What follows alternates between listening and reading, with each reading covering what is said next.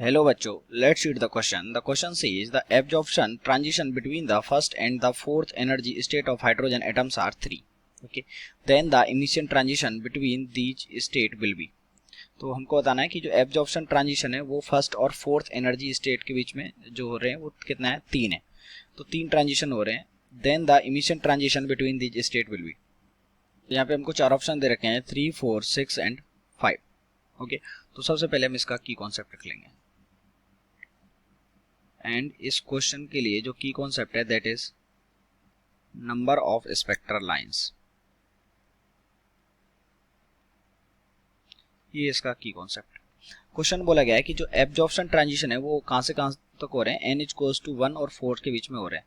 तो मान लीजिए ये n इक्वल्स टू 4 है और ये n इक्वल्स टू 1 है, इसके बीच में 3 ट्रांजिशन हो रहे हैं। ओके, यहाँ पे हमको 3 ट्रांजिशन दे रखे हो, n इक्वल्स टू 4 से लेके n इक्वल्स टू 3 में आ रहा है ये। ओके, n इक्वल्स टू 4 से लेके n इक्वल्स टू 1 में आ रहा है और ये 1 को क्या बोलते हैं हम, ग्राउंड स्टेट। Ground state.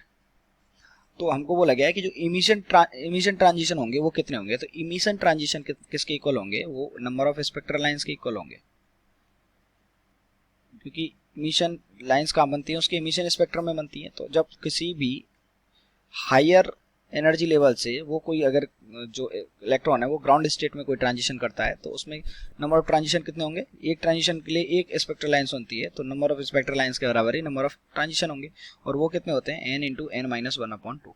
यानी कि जब nth ऑर्बिट से ग्राउंड स्टेट में आता है, ओके, nth ऑर्बिट से ग्राउंड स्टेट में आता है तो नंबर ऑफ ट्रांजिशन कितने होंगे, स्पेक्ट्रल लाइंस के बराबर होंगे, that is n into n minus 1/2।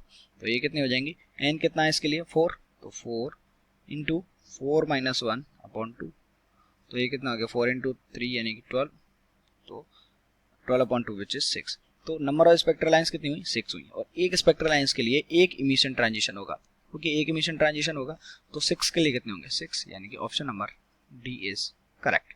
I hope you understood it well. Best of luck.